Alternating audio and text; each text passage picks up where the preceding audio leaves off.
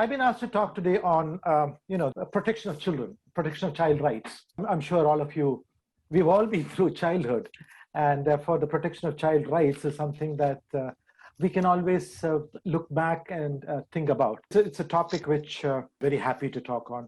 Also because when I was introduced and I was described as somebody who worked in the ILO, International Labour Organization, which as most of you will know is a specialized agency of the UN. I worked in the ILO for 20 years, and the basic work I was doing was on the elimination of child labor. Now, child labor, elimination of child labor and putting children in schools is a very integral work, a part of child rights. And protecting child rights also means protecting children from child labor. So I just say that as an introduction to it. Now, let's go back to this topic on protection of child rights. I'll divide it basically into an introduction on this evolution of this idea of child rights as we have seen it over the years. And then I'll speak at length about the basis on which we today across the world speak about child rights. That is the UN Convention on the Rights of Children, UNCRC, the Child Rights Convention, which was adopted in 1989. So I will speak at length about that and how we historically went towards that. That would be the second part of what I talk about. And third would be, of course, I would be talking about the two child labor conventions, because I think ultimately what children require is to be in schools. And we are all sitting here and talking to each other like this, not only because of the Zoom platform, but also because we were all in schools. If you and I had not gone to schools, today if I had not gone to school, I would be climbing coconut trees today in Kerala. It's just because I got an opportunity to, you might be doing other work as well. I mean, there's nothing wrong with climbing coconut trees, but I would not be sitting and I would be doing only that. I would not be sitting and talking to you like this. And it's the same as your case. It's because you got an opportunity to go to school. And the opportunity to go to school is completely negated if you have to work as a child. So I'll speak, the next part of it will be on child labor, because child labor and the right to go to school is a fundamental right that is given to us under the Child Rights Convention of the UN. So there are two conventions. I'll speak on that, and I'll very briefly end by pointing out that perhaps in India today, the right to education is not being properly implemented. And of course, the CRC speaks about the Child Rights Convention. One of the rights of the child is for universal compulsory education. I'll talk about that later. That is completely, unfortunately, negated in India. So I'll sort of wind up with that, a slightly negative note to wind up on. That's life. So let me begin. As I said, I'll start from an introduction to the protection of children.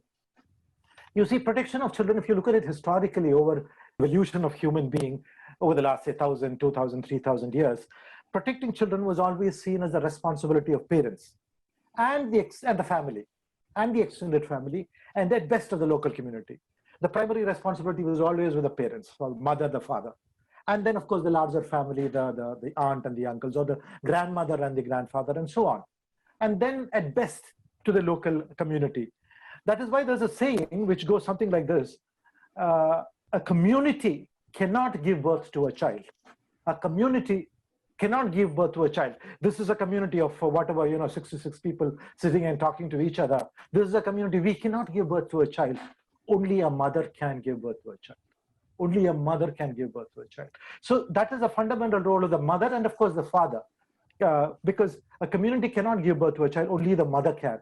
So this emphasizes what we have historically seen, that the responsibility for a child lies with the parent, with the mother and the father. But at the same time, there's another proverb which you may have heard of. Only a mother may be able to give birth to a child, but only a village can bring up a child. So a mother can give birth to a child, only a mother can, but a mother and a father by itself cannot bring up a child. The whole village is necessary, the whole community is necessary to bring up a child. That's how it has been for years. The mother, the father, the grandmother, the grandfather, the child's aunts, the uncles, the great aunts, the great uncles, especially in extended, in large undivided families that we used to have before, the larger village community, they all brought up the child.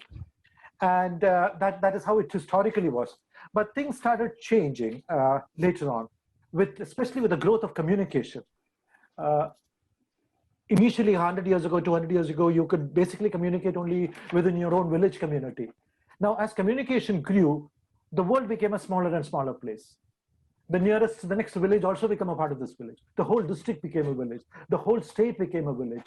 The whole country became a village. And today we speak about the whole world being one village. Vasudeva Kudumba. We have in our history, we have heard about this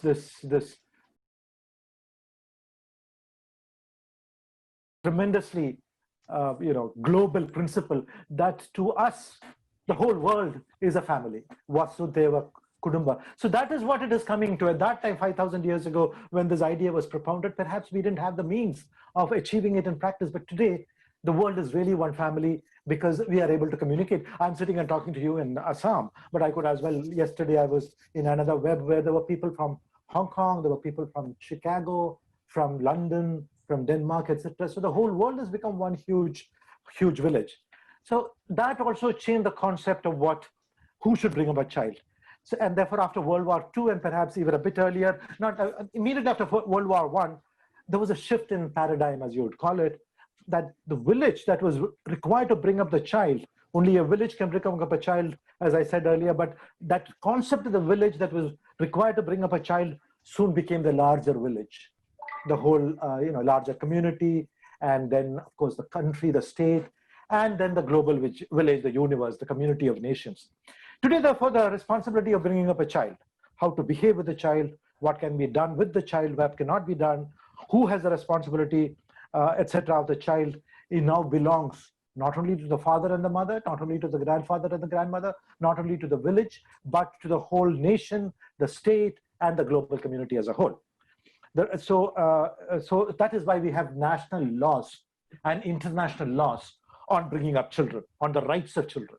What are the rights of children? So, 100 years ago, if people told you that we should have a law on children, they would have laughed at us. 500 years ago, they would have even, taken you to be a fool. But today, the concept that laws are required to ensure the protection of children is a part of our thinking. International laws and national laws. The child is no longer only or merely the responsibility of the family, the parent, and the local community. It is the responsibility of the country and the world. And this, of course, having this larger responsibility has many, many good elements. It also has bad elements. I'm not saying no. So that is how it is, how this whole notion of child rights has been growing, and how the concept of child rights are growing. I would request all others to mute their phones. If you mute their microphone, otherwise I get disturbed because your sound comes back to me. If everybody else could mute their phones, it'd be very nice. Thank you so much. So if you look at, as I said, it was recent. Recent means in the last 100 years, that the concept of child rights started to grow up. The notion of children's rights in the Western world and in our world developed in the 20th century. It really began, for example, with what is called the Proclamation of Child Rights, Children's Rights Proclamation, by the person who founded an organization that you may have heard about, Save the Children. It was a founder of Save the Children who in 1923 published a very small proclamation, as you call it, on the rights of children. There were just 5 articles in it. That's how it became a proclaimed issue in 1923, 97 years ago. Every child has a right to life. You cannot take away the right to life. And that is why you cannot hang a child, even if the child has below 18, even the child has committed the most heinous of crimes. We have seen this in Delhi. The child, as I said earlier, has a right to preserve his or her identity, including the identity of the nationality of the child, the name of the child, the family relations of the child. And these should not be interfered through by any law that any country passes. The child should not be separated from his or her parents against their will. There'll be conditions in which, of course, which parents are in jail, have to be separated, but otherwise the child cannot be separated from the parents without the parents' consent. And very important, which I said earlier, a child who is capable of forming his or her opinion or views has the right to express the opinion. When a child comes and says, well, I don't like this, you can say, oh, shut up, chup raho. I mean, you can't say that and move on. the child has a right to express the views freely in all matters affecting the child. If a child doesn't like the taste of a food, the child has a right to express it. And the views of the child being due weight. If the child is a 3-year-old, you don't give much weight because it's a medicine that has to be administered. And therefore, the views of the child has to be given due weight. The word due is very important, not that it should always be heard. You don't like this medicine, okay, don't drink it. Because then it will kill the child. So the due weight, that word due is very important, in accordance with the age and maturity of the child. So weight has to be given. It is not that it should be, the child has a right to express, the child has a right to be heard, but it is not necessary that the child's views should be accepted 100%. Moving on, the child shall in particular be provided with an opportunity to be heard in a judicial process. If a child has committed a crime, is said to have committed a crime, he should have a right to a judicial process, taken before a judge, a neutral judge, and heard. The child has a right to freedom of expression, I'm repeating it again, and the child has, more importantly, the right to and the freedom to seek, receive, and impart information. A child of 6 wants to know where the US is, and the child has a right to ask and also be informed where the US is. Who is the child has a right to information. Not in the way of our, the act, but the child wants to know something, it has the freedom to seek, which means ask, receive, and impart, get that information. This is very important. And very important, we all know that, the right of a child to a freedom of thought. You can't stop a child's thinking. A child is thinking in a certain way. You can't stop the child's thinking because you are the parent or the state. It is a right to conscience, right to religion. Whatever the child's religion is, or the child wants to be, then that is a right that the child has. The child, I don't know how many of you know this, the child has a right to association. A right to association means forming associations. A trade union, for example, is an association.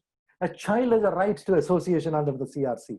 And the freedom for peaceful assembly. Children can assemble together and ask for, changing of environmental laws or changing. We always thought that the right of association is a right only for adults. We always thought the right to form a association or a right to assembly was a right only for adults. No, the CRC vests this right on every child in every country that has ratified it, which means all across the world except the US.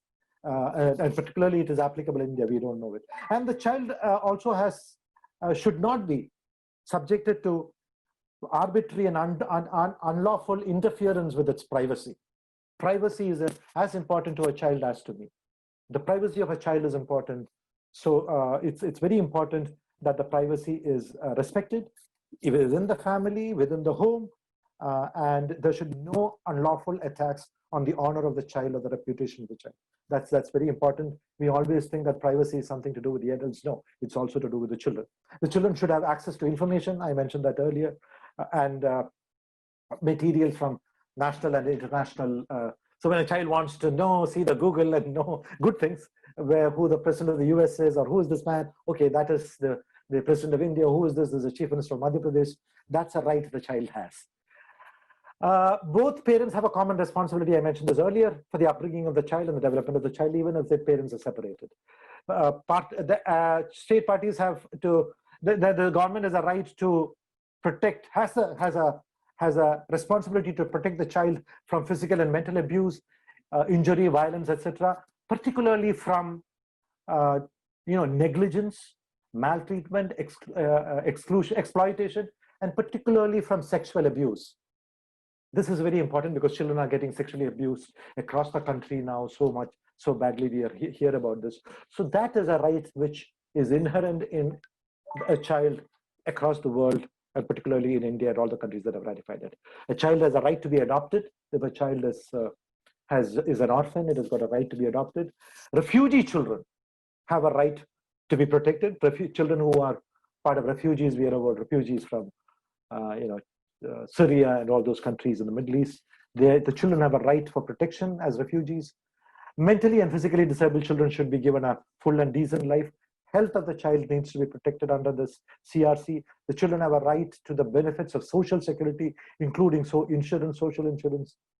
The child should be provided with opportunities for for a standard of living that is adequate in consideration with the physical, spiritual, mental, and moral and social development of that part. Most importantly, a child has a right to education. And that is where our right to education bill comes in. And not only that, doesn't merely have a right to education, a child has a right to compulsory universal education, which I don't think India has adopted yet. Compulsory universal, every child has a right to education. Education has to be universal, at least till a certain age, which I'll come to later. And it's got a right to compulsory education. Compulsory education is when forcing the parents. My father and mother, I'm a child, let's assume, and my father and mother says, no, you don't go to school, you're not good enough, or you go and work. The International Labour Organization is a part of the UN. It looks at the issues of child labor, just as you see in a government. There is the Ministry of Education, there's the Ministry of Health, there's the Ministry of Labor. Similarly, the UN has got specialized agencies. The Ministry of Education, for example, in the UN, to give an example, is the UNESCO. The Ministry of Children is the UNICEF. The Ministry of Health is WHO. The Ministry of Labor is the ILO. I'm just giving a crude example. I mean, when I say ministry, that's a very crude word. What I'm saying is there are these specialized agencies like the ministries which are specialized in the government looking after various subjects. The UN has these specialized agencies looking after various subjects. And labor and child labor also is being looked after by the ILO, where I said earlier I worked for 20 years. And then there are two important conventions of the ILO which are important in respect of child labor. And these two conventions are called Convention number 138 and 182. 138, the ILO conventions are given numbers, 1, 2, 3, 4, 5, 6 onwards. The ILO was set up in 1919 after the Treaty of Versailles. So there are two conventions. Convention 138, which was adopted in 1973, many years ago. It is called the Convention, Minimum Age Convention. What does this minimum age imply? Minimum age implies that there is a minimum age below which no child should be allowed to work. A child can be a person, a human being, a child should be allowed to work only above if he has crossed that minimum age. That's the minimum age below which no child should be allowed to work. That is why it's called the Minimum Age Convention, Convention number 138, adopted in 1973 by the ILO. It stipulates that every country should have should declare a minimum age below which no child in the country should be allowed to work. And once a country declares that, then that age should be progressively raised to be consistent with the mental and physical development of young people. So, and then the convention itself recommends what this minimum age below which no child can work should be. It suggests, recommendation is the wrong word. Now, it says, it divides work, the convention divides work into three types. One, it calls very light work, work in your household, you're doing little work in the garden, in the field along with your father or mother. That is light work. Then there is normal work, which is maybe work outside, but it is not dangerous. It's not hazardous. It is not, so it doesn't affect the health or the safety or the morals of the child. That is normal work. So there's light work, there's moral work, there's normal work, and then there is hazardous work. So different ages are prescribed under this Convention 138, below which the child cannot do that work, or above which alone the child is allowed to do that work. Now, for normal, no child below 13, this convention says, no child below 13 should be allowed to do any work, even light work. But if the child is 13 years old, it can start doing light work. If it becomes 15, then it can start doing normal work. But it is only after 18 that a child can do hazardous work, meaning work in let's say, a match industry factory where they're making patas, crackers for Diwali. That's dangerous work. Night work is dangerous. So again, there are two sets of ages. One set of age, which I'm now saying, is for the developed countries like UK, Germany. And I'll also talk about another set of age, which is meant for children in less developed countries like India, Sri Lanka, whatever third world country. First, let me talk about the actual age the convention prescribes, which is for a developed country or any country which considers itself developed. If India considers itself developed, it should stick to these ages, which is until 13, you are a baby, you're a child, you cannot do any work. At 13, you can start doing light work. At 15, you can do normal work, which means light work plus slightly more, normal work. Until 18, only after 18, you can do hazardous work. So these are the three sets of ages. Normal work, light work can be done only if you cross 30. Normal work, which means light work and other sort of normal work, after the 15, and hazardous work after 18. This is for the developed countries, but if you're a very poor country like a country in Africa or maybe India, even now, India treats itself as an undeveloped country where child labor is concerned, where these ages are concerned. For such countries, this Convention 182 prescribes a different set of ages. Instead of 13, where you can start doing light work, Convention 138 says you can start doing work in a country which is not very developed, depending on the country's own laws, it can decide, from the age of 12. So while in US, you can do it only from 13, in Sri Lanka or India, if you want, India still it is like that, you can start doing light work from 12. But below 12, no work anywhere in the world. But the children are children, they should play. Now, instead of 13 for a developing country or a poor country, say Uganda or India or whatever, I'm sorry to equate India with Uganda, but where child labor is concerned, we are like that. The age is 12. Now, up to 12, you can start doing light work at 12, whereas in developed countries, you can start doing light work only at 13. Normal work in developed countries, you can start doing work only after 15, but in countries which like India or developing countries, you can start doing normal. You can allow your children to start doing normal work even from 14 onwards. And 18, you can start doing hazardous work. Only above 18, you can start doing hazardous work in developed countries like UK, Europe, and all that. But in developing countries, the law of the country can permit children above 16 also to do hazardous work, which I think is very unjust to children. So once again, the ages, normal work below 13, in the case of developed countries, below 12, about 12. In developing countries, you can start doing, you can start doing light work from the age of 12 in undeveloped countries, from 13 in developed countries. You can start doing normal work from 14 in undeveloped or developing countries, from 15 in the case of developed countries. And from 16, you can start doing hazardous work in Shivakashi or in bricklands, etc., in UP and Bihar or wherever from the age of 16. But in a developed country, only from 18. This is what the law says. The Convention 138 says. India ratified the convention 2 years ago in 2017. I was present in Geneva when our minister, labor minister then, Sri Dattatreya, came to the Palais des Nations, that's what it's called, and signed and exchanged the instrument of ratification. That's what it's called, with the ILO Director General, Guy Ryder. So we ratified it in 2017, and we are bound by Convention 138 now, as per which no child below 12 should be allowed to work in any work. From 12 onwards, you can do a normal work. Light work. 14 onwards, normal work. 16 onwards, even hazardous work, which is a shame. I think we should, calling ourselves a developed country, we should stick to the other ages, 13, 15, and 18. So that is what Convention 138 says, I hope. It's a slightly complicated convention. I hope I've given you an understanding of what it is.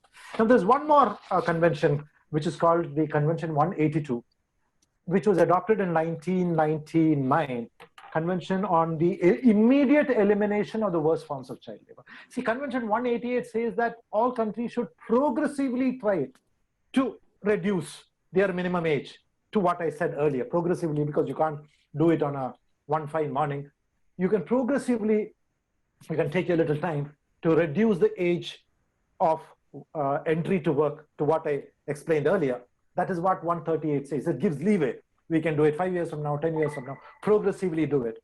But Convention 182, adopted in 1999, clearly says that the worst forms of child labor should be eliminated, not progressively, but immediately, here and now.